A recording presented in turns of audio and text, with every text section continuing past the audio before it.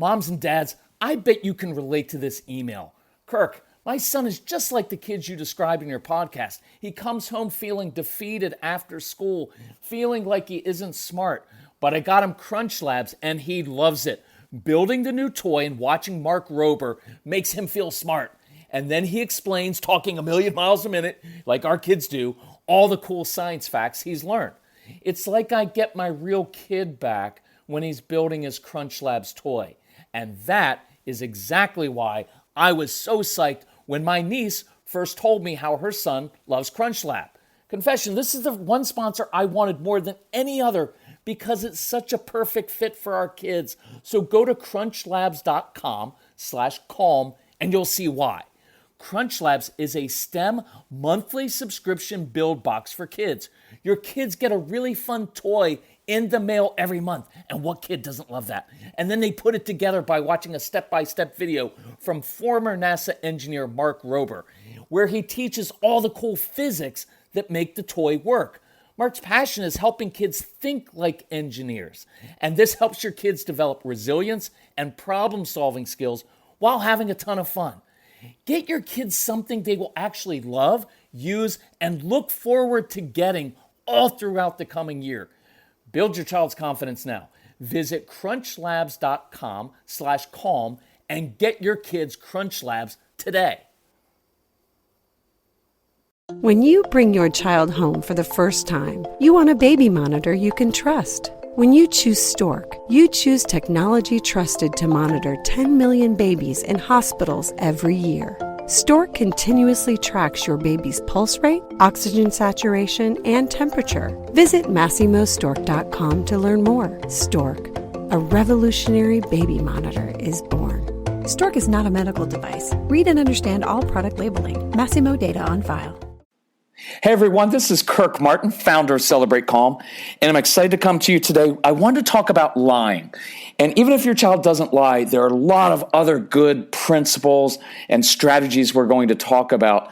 But I really want to hammer in on the lying because we were out on the road this last week and I heard that continually. And it's one of the reasons we love to travel. And so I encourage you to come out to our live events. We are going to be in, next 4 weeks, we're in Wyoming, Green Bay, Wisconsin, Nashville. We are in New Jersey, Northern Virginia, Kansas, Texas, Birmingham, Alabama, and who knows where else. And by the way, if you happen to be in Wisconsin, Oklahoma, Kansas, or Texas, email us because we have a couple free nights during these trips where we'd love to be able to speak at your school or church. Or I noticed 1 week coming up, we are going to be speaking at an Islamic school, a Jewish synagogue, a Christian school, public school, and and a foster care organization, all in the same week. So wherever there are parents, we want to be there to help, and teachers. So just reach out to my son. His name's Casey, Casey, at celebratecalm.com or 888-506-1871. But email Casey. If you've heard our podcast, you know he's my son that was the very difficult, challenging one, who's the inspiration for everything that we do, honestly. But if you get to interact with him, you will see he is an amazing young man, and he will always help you, be very courteous, but he can help you in scheduling events. By the way, we just added 2 new parent boot camps. We found time in our schedule. We're doing another one in Dallas, October 13th on a Saturday. And also we just added Saturday, November 10th outside of Washington, D.C. And those are the last ones we can fit in this year. But I love those boot camps because I'm with you all day long. And we get to dive into deep, deep stuff that you can't just tease out through an email, right?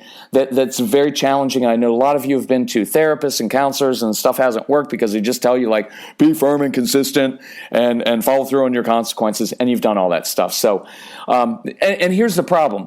Everybody wants to tell you to do rational things, thinking that you're going to have a rational result, but you're not, because most of these things that are happening are irrational. Like let's take lying, for example. Well, pretty easy, right? Just tell them, if you keep lying, I'm going to wash your mouth out with soap. I'm going to take away all your stuff.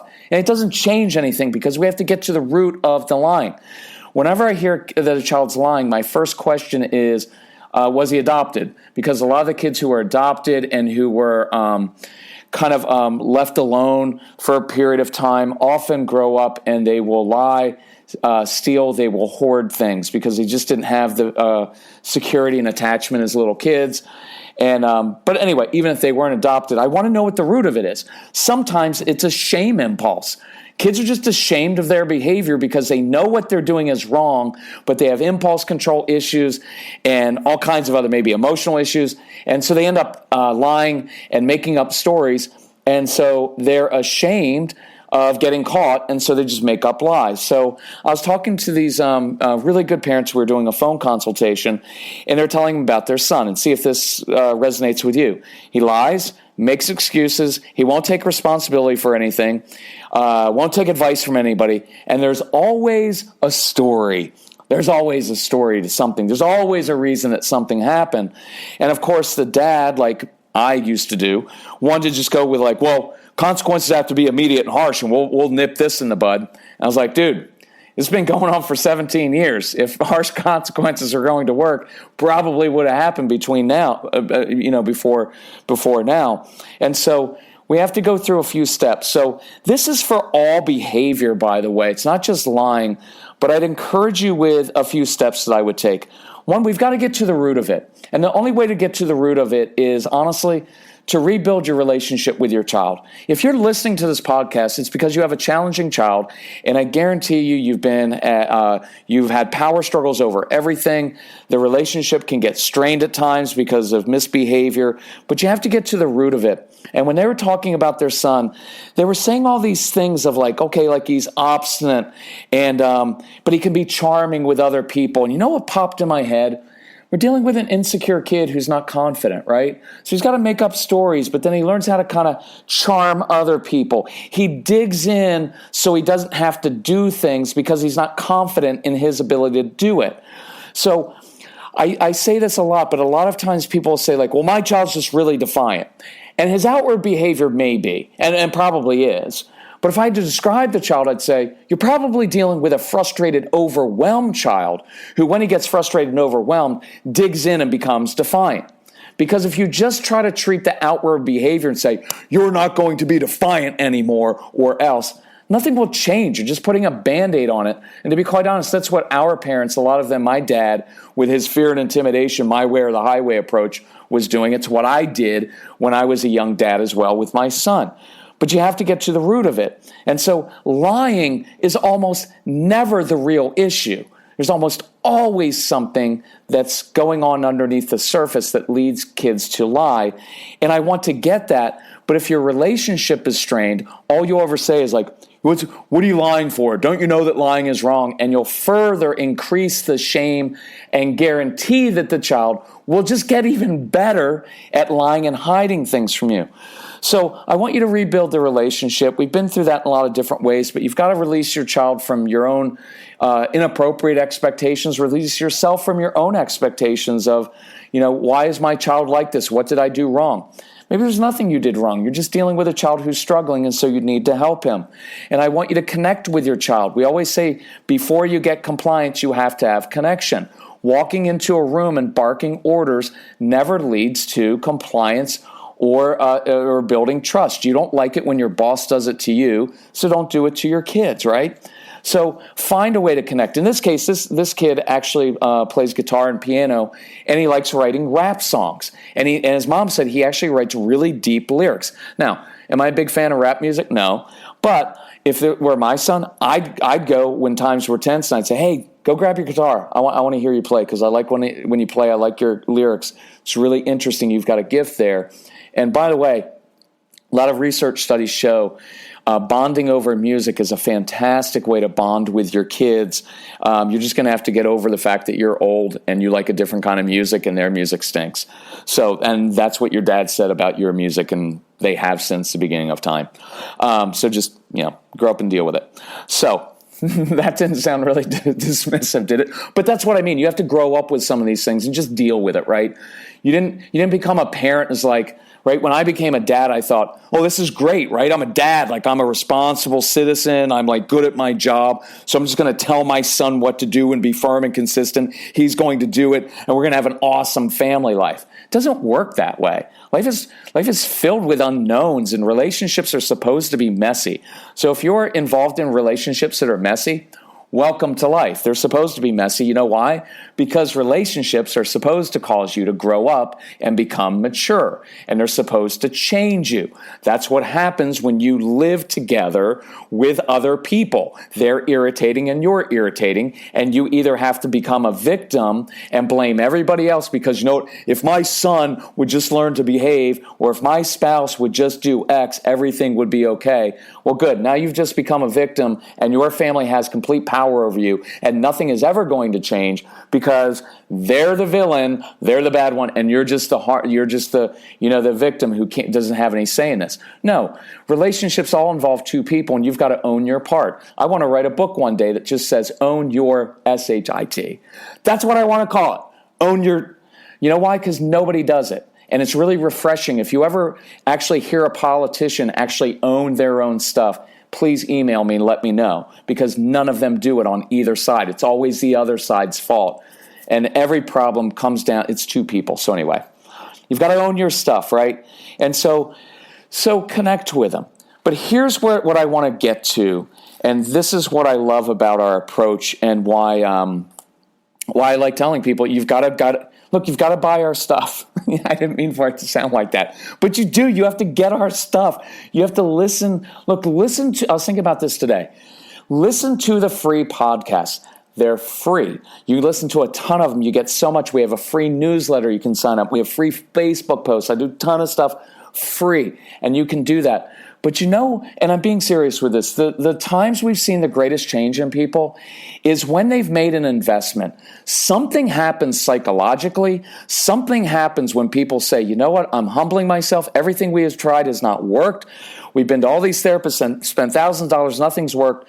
This guy makes sense. We are going to take the fruit of our labor. We've worked hard for this money. We are on a tight budget. We watch our money. We're good stewards of it, but we are going to take this and we are going to invest this, and we are going to buy these CDs or these downloads. And because we've invested, we're now going to listen, and we're going to take it seriously, and we're going to be methodical and conscientious about this, and we're going to take steps to change ourselves. There's something very powerful about that. And again, I'm just very upfront with this. One day, even if I am worth millions of dollars, I will still charge people a premium and still charge them for our stuff, because it's not for me. And I know that sounds manipulative, but I'm being honest with that. It's not for me. The reason I do that is because I know in my own life, when I have to reach into my pocket and pull that out, there's a choice that happens there. I'm making a choice that I am making this a priority because I'm a frugal person. When I dip into my wallet, I'm doing it because it's something that's important to me. And so I believe that principle to be true in life. And I always say this as a caveat. If you're really struggling with stuff and you need help, just ask us for help. We're a family. We're not some huge corporation. We're a family, and my son will help you so you can get it. But I just want people to invest. So here's the cool thing that we got to with this family. For 17 years, this has been their mindset. We cannot trust our son. They thought it was all about them being able to trust him. And what I like to do with parents and teachers even is to flip it around 180 degrees and say, you know what I think part of the root of this is? For 17 years, he hasn't been able to trust you. And here's what I mean by it. I asked them and said, would you consider apologizing to your son and saying, son, I think we need to apologize to you because you haven't felt safe opening up to us and telling us the truth, partly because you haven't been able to trust how we would react to you. Because every time you tell us something, we either overreact, we bark consequences, we lecture you, we belittle you, we sit and shake our head at you, right? And that's awfully, it's kind of a demeaning thing. And so what you have learned, son, is that when you need to tell us something important, you can't really trust our response, and we want to own that. So from now on, whenever you tell us something difficult, I promise you, we are going to listen to you. We will ask questions for clarification, but we will not lecture you because we believe that you are capable of owning your choices. We will give you wisdom. We will give you insight, but we will trust you to take that and begin to make your own changes. We are going to change ourselves first because we want you to be able to trust us. Is that cool or what? I dare you this weekend to have that conversation with your kids and ask those kind of questions. Now, quick caveat, it doesn't mean that you're the issue and the reason your son lies to you or daughter is because of you. That's not what I'm saying. But I am saying that we do play a role in that, and we do play a part in that. And if we take the high road and we humble ourselves, because look, we as parents, we're always like, well, child just needs to change. He's been lying to us for 17 years. He's eroded trust, and he needs to learn. Look, you've tried that approach for the last 8, 10, 12, 15, 17 years. If it were going to work, it would have worked by now. So why not try something different and flip it around and do that? Now, here's another cool thing that I wanted to share, that I shared with these parents.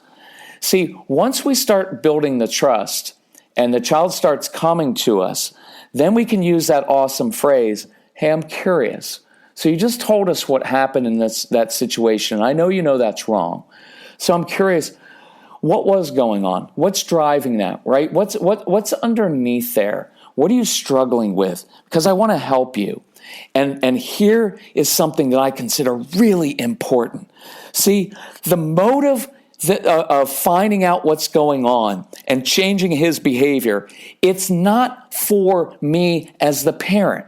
And that's huge because we walk around all day and our goal is we need to change that behavior. We need to have to change that behavior. And that's what leads to all those great discussions. Son, you need to come. We need to have a talk about your behavior, right? And that always works really well. It doesn't. It puts them on the defensive.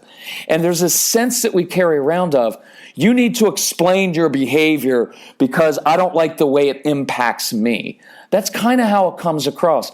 But the mindset that I want and what I want my child to hear in the spirit of my discipline and talking to him is, this isn't about me.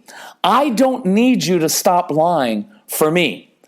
I want you to stop lying because it hurts you, and I want to free you from the pain that comes from the lack of peace, from that icky feeling inside that comes from having to create stories and not be a person of integrity. See, it's not so much about, one day when you're older, people aren't going to be able to trust you and you're going to get fired for jobs and you're going to have a terrible life because you're not a person of integrity. Like, good, your child already knows that. They already know about integrity. Why? Because you've modeled it for them. But see if this makes sense. What I want to get to is this. When your child tells a lie, get inside his brain and heart. Now it's weakening his character. He's doing something that's false. And that just never feels good inside. He's also having to create stories, and now there's a lack of peace because now he's having to wind in and really use his brain with all these different stories, try to keep them straight so he doesn't get caught, and he's walking around with a little thing in his stomach which knows, eventually I'm going to get caught, and then when I get caught, I'm going to be in more trouble. My goal as a parent is to liberate and free my child from those different behaviors that hurt him. And I'll do a quick little thing here for my Christian friends or religious friends, and it's this. I would encourage you with this because in Christian homes, sometimes it's even worse because you have this mindset that God is just about, all his goal is to make everybody behave for him. And once everybody behaves for him, then he'll shower his love and his blessings on you because you obeyed him. And even that word carries so much with you, like children need to obey because we need to obey God. And it carries a sense of this fearful God who's up there, who just is some rule maker, and his his whole world is going to be shattered if somehow you don't follow his rules. And I think we've missed the whole point there. And then we raise our kids like that under this law-type mentality instead of under grace and relationship. And I can't tell you how many Christian homes, and look, there are some Christian parenting speakers who do great damage. And I'm not saying they're bad people, but their teaching and mindset is evil because it ends up creating this dynamic between parents and kids where there's a me against you. I'm the authority figure. You need to bow before me. And it's all wrong because as an authority, look, I'm the authority figure in my home. I have no problem with my authority. But you know what my authority is given to me for? So I can serve others, so I can lay down my life for others, because my job is to model things and to lay down my life and to be the humble servant leader. But we all like it as parents, like, well, we're the authority figures. We love the sense of power. But especially in the Christian world, that's not how Jesus used his power. He's the ultimate authority figure. And what do you find him doing? Kneeling down in the dirt in front of a woman caught in adultery when he should have been what we would have been lecturing and reaming her for how awful she was. Instead, he stoops in dirt. That's right. When do we do that? See, we've missed that. And look, I'm not mad at you, but I get passionate because it will destroy your relationships and it will destroy the very thing you want, especially as a religious parent. You want your kids to grow up and love God. Well, guess what they've learned about God? He's an unhappy person who's never happy with my behavior because you know what? Because that's what it seems like with you. So I just encourage you, you've got to wrestle with that in your own relationship with your God, with your in your faith. Wrestle with that. Because I guarantee you, how you view God will have a huge impact on how you parent your kids. And so let's get back to this and tie this up. The reason that I don't want my son to lie is because I want to free him from all the pain and lack of peace and inner turmoil that comes from that. That's why I want to help him. And see, once a child gets that you want to help free him from that, then you can start to make inroads. And I'll close with this. And again, if we can help you in any way, I'll close with this point, but just reach out to my son, Casey@celebratecalm.com. He gets all of this stuff. He will help you with our CDs. We have a special where you get everything that we own for a very low price. If you do the Parent Boot Camp, and you register early, you actually get all 12 of our programs for free as downloads, so you can begin working on this even before boot camp. It's actually a really, really great deal. And if you want to do phone consultation, anyway, call Casey. But here's where we kind of ended up with this family is learn to speak your kid's language. This kid actually was really into baseball. And I'm a baseball guy, so I kind of got it. So just saying, like, we need to have a talk about your behavior. You need to stop lying because if you don't, you're going to erode our trust, blah, blah, blah. Make some of these things a little bit lighter in tone. And see, you can address these things directly, but watch what the parent can do, the dad could do next time his son lies. He can look at him and smile and say, dude, I know what you just did. Look, I just caught you. You know what? You were on first base. You were wanting to steal second base, and you had this nice long lead, but you took it a step further. And as the pitcher, I noticed that. I turned to wheeled it and threw it to first, and I picked you off, my friend. I just picked you off because I know that was a lie. And you know what? It doesn't offend me. It doesn't throw me. Right? I get it. People lie. People have lied since the beginning of time. I'm not mad at you. I'm not going to punish you for it. I'm just curious, what was that about? Because I want to help you out so you don't feel the need to lie next time, right? And you know why else? Because you know when you're playing baseball, son, and you know when you do kind of get picked off of first base and the pitcher throws to first base and you know you can't make it back to first, so you just take off running towards second, but then the first baseman throws it to the shortstop, and now they've got you on a rundown. You know that they're throwing the ball back and forth, chasing you down, and eventually they compress and catch you in the middle, and then someone tags you out. You know that feeling inside? You know that bad feeling of dread of like, oh man, I got caught and now I'm going to be out. I've just let people down. That's the feeling that I want to help deliver and free you from with the lying. So I want to help you out with this, and I'm curious what's going on. And so if I can help you with that, let me know. In fact, if you want, why don't you go get a baseball glove? Why don't you get our gloves? We'll come out and play catch, and we'll talk about this, and I'll help you out. Now you become the trusted resource, the trusted leader that your child needs and wants. The other night at a workshop, there's a really great dad sitting in the front row, and he's this big, tall guy with a beard, a very manly guy, and he's got 3 young kids under the age of 10. And I remember we were talking about this kind of thing, and I looked at him, I said, you know what? This is what you're after, right? It's not just all the behavior. It's not just getting your 3 little kids to behave and get to bed on time and all those things. What you really want is, when they're teenagers, you want them to trust you so much that they can come to you and tell you anything. And when they're struggling with teenage and middle school life and they want to go onto social media and ask their friends, instead, their first instinct is, I have a dad I can trust. And a young girl, I can have a dad. I have a mom who I can trust, that when I come and tell them something, they're not going to freak out, and they're not going to overreact, and they're not going to lecture, and they're not going to shame me. I have a parent I can trust, and I can tell them anything. That's the goal.